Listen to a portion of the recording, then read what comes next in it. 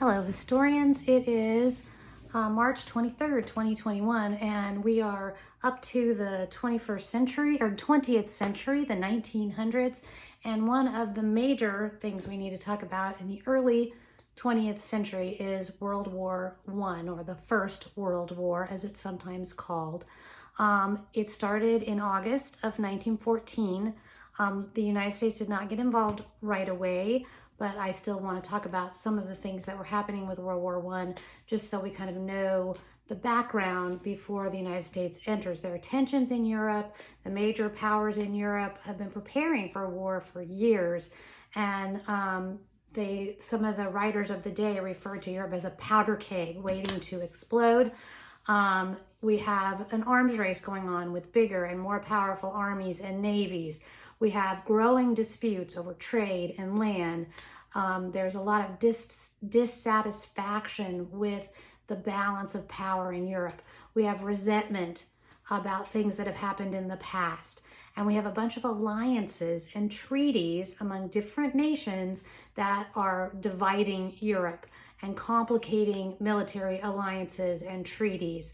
And so basically we get Europe kind of ending up with two opposing sides. Okay, we have what we call the Central Powers, which would be Germany, Austria-Hungary, and the Ottoman Empire, which is Turkey.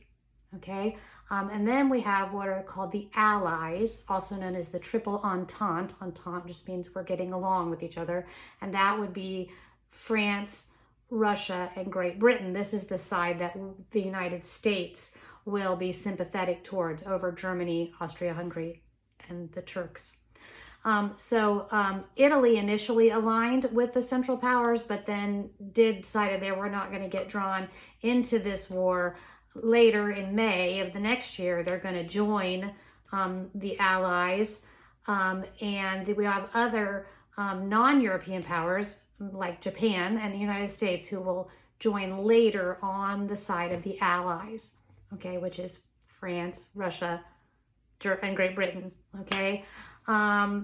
There were also smaller European countries. Some of them picked sides, some of them stayed out, but it's kind of funny that this obscure Archduke from Austria, when you put Arch in front, it means it's the top Duke of Austria. His name's Franz Ferdinand, and he gets assassinated in the kind of, there is a lot of anger at what's going on with Austria kind of dominating parts of this area, and a guy who is a Serbian and opposed to what Austria is doing, he assassinates the Archduke one day. And this sets up, he's in the Balkans, in this part of the world, a breakup of the Austrian-Hungary Empire, or Austro-Hungarian Empire. It's another way to say it. Germany is supporting Austria-Hungary. Russia is over here with Serbia because they're a traditional ally. And so Russia mobilizes its military forces. It gets its army up and going like we're ready to go. And Germany does not want to fight Russia. It wants to just go fight France. It doesn't want to fight on two different sides, okay? But when Russia mobilizes its military forces and Germany says, cut it out, stand down, Russia won't do it, so Germany mobilizes their military forces. So now you have two of the greatest powers, Germany and Russia, whose armies are ready to go out over this one little assassination, right? And so German troops move into France by going through Belgium. And they're going to do the same thing in World War II. Belgium is trying to be neutral. They've been neutral for almost 100 years, but Germany doesn't care. But Great Britain, England, had an obligation to Belgium to support their neutrality.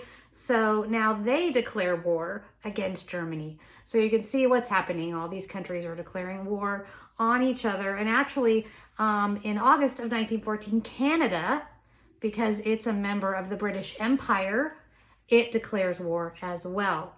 So now, we've had this war starts that has kind of been building up, right? There are territorial grievances, there's colonial competition, there's countries afraid of a surprise attack.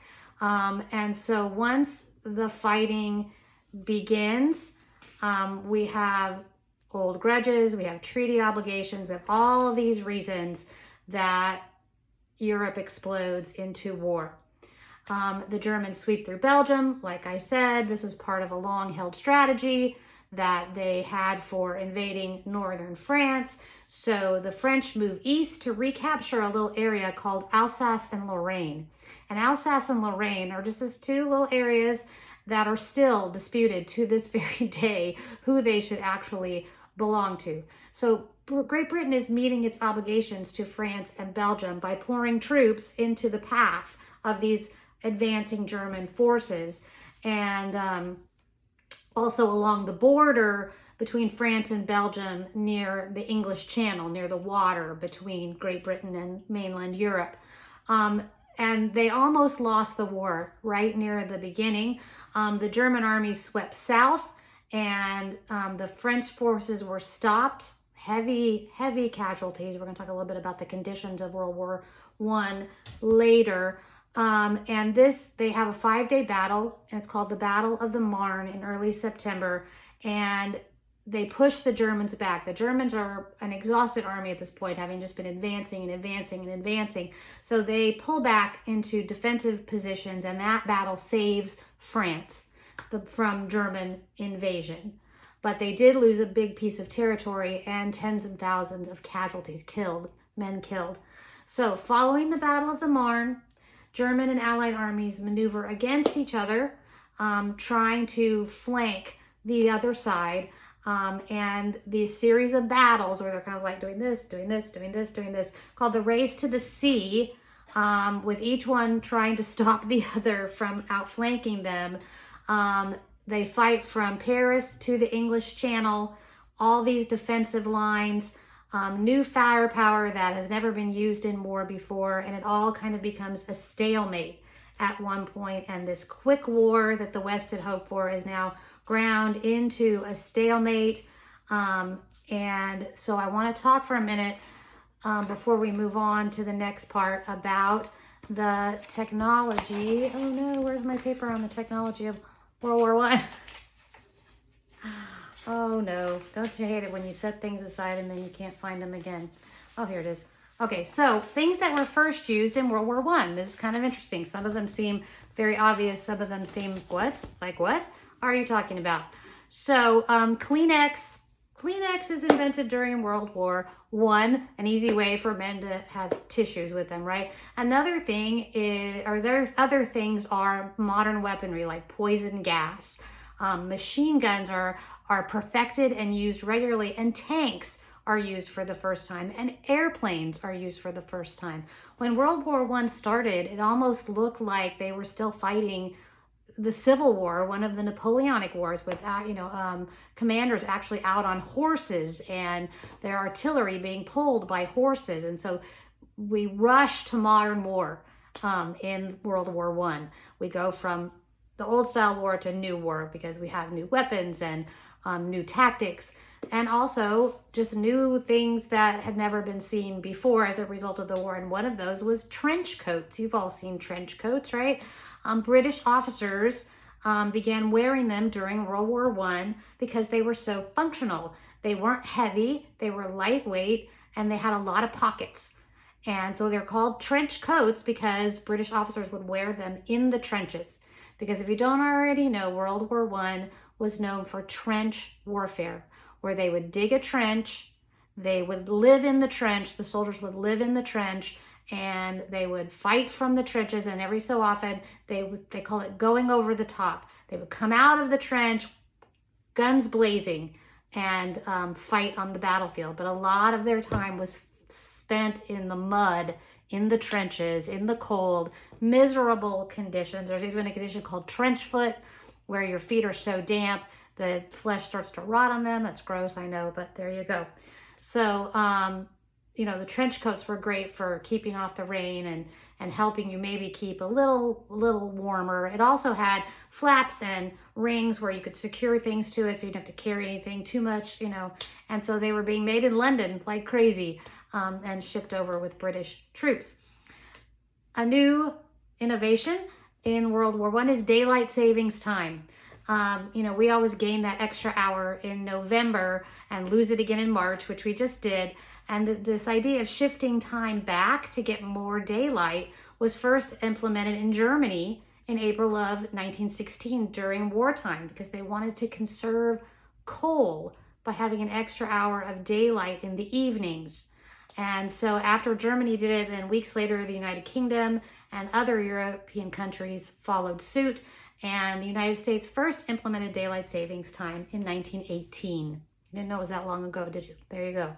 Another new innovation was blood banks. Doctors rarely performed transfusions before World War I. A transfusion is where you take someone's blood and put it into someone else, right? And they have now discovered that there are blood types, because one blood type can't take blood from another blood type or it will kill them.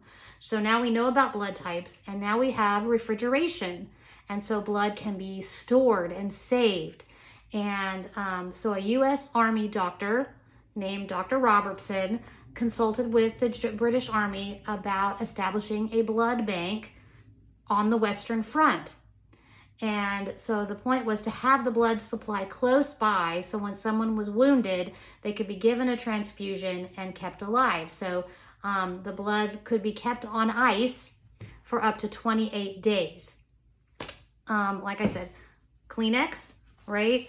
Kleenex was actually not tissues like we used to blow our nose or wipe our makeup off. They were actually supposed to help clot blood of wounds and used for surgical dressings to, you know, put on in place. And so the Red Cross nurses actually came up with this idea at first, and they took it's called cellulo cotton, because Kleenex had a little more cotton in it, more fabric-y, and they would use it in the gas mask filters to protect people from poison gas, and they would also use it to stop bleeding and in surgical dressings.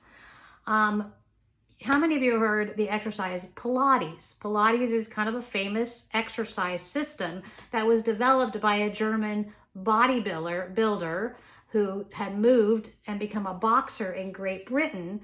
And he was very frail as a child and took up bodybuilding. And then this guy, Joseph Pilates, came up with this muscle strengthening system through slow, precise stretching and movement.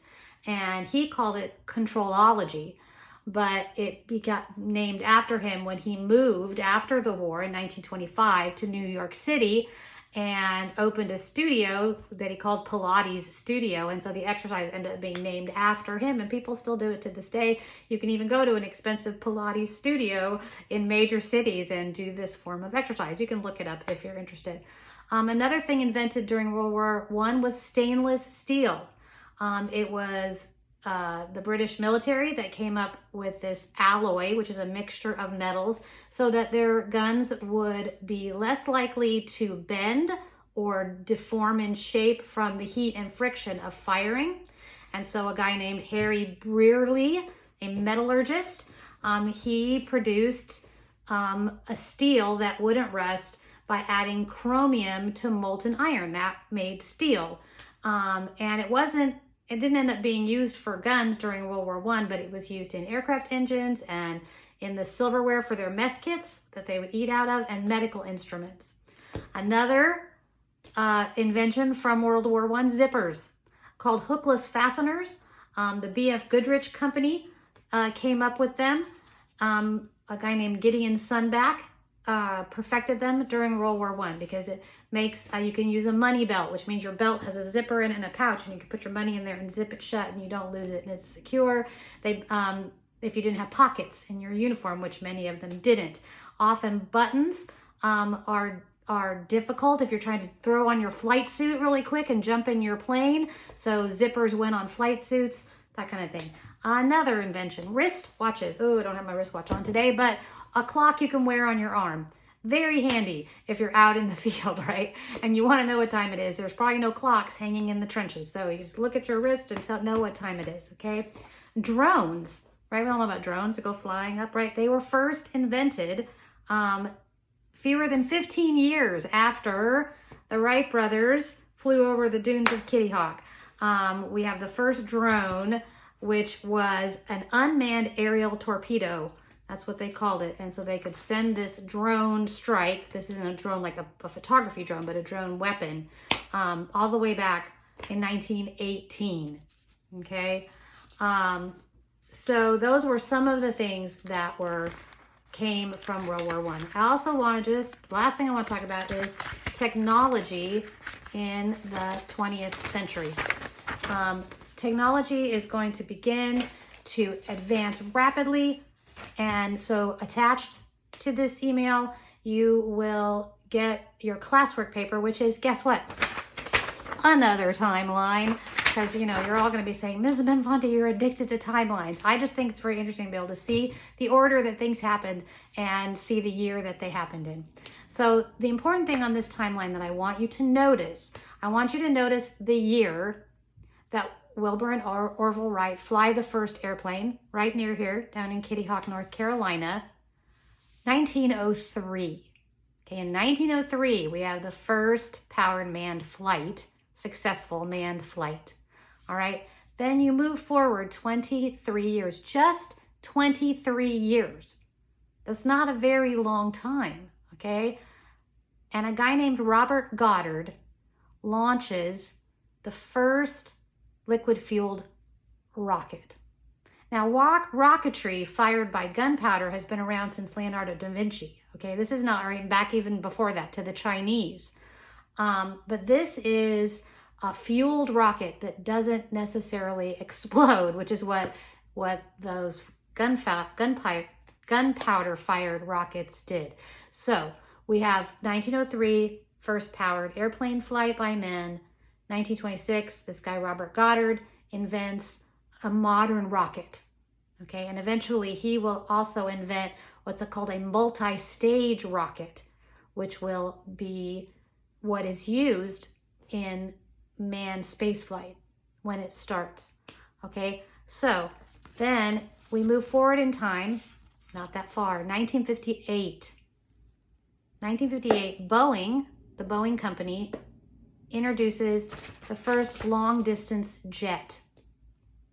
So now we have a jet that flies long distance, not just little short hops, but long distance. And wouldn't you know, I'm missing another page. Oh my God.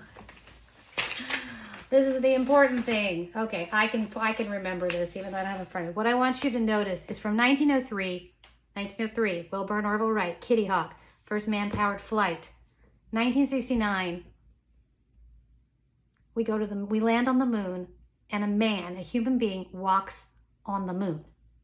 From 1903 to 1969, in that short period of time, in one span of lifetime, for one human being, we go from flying an airplane across the beach to taking a rocket, punching through our atmosphere, which is a challenge.